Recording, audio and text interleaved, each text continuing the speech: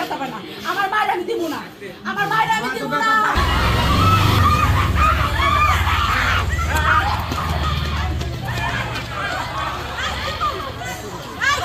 আমি মা হইয়া অনুরোধ করছি, আমার মায়েরা মারছে, এই মায়ের তদন্ত করবেন।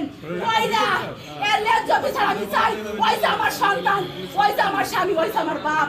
আমি ন্যায্য বিচার চাই। বাংলাদেশের আইনের কোনো কিছু থাইকা থাকে, আমি মা, আমি নির্দোষী। আমার প্রত্যেকটা তদন্ত আপনারা পাইবেন। হ্যাঁ, আমি রাগ বেশি, আমি কথা কই জোরে জোরে, এছাড়া আমার কোনো কিছু রিপোর্ট পাইবেন না।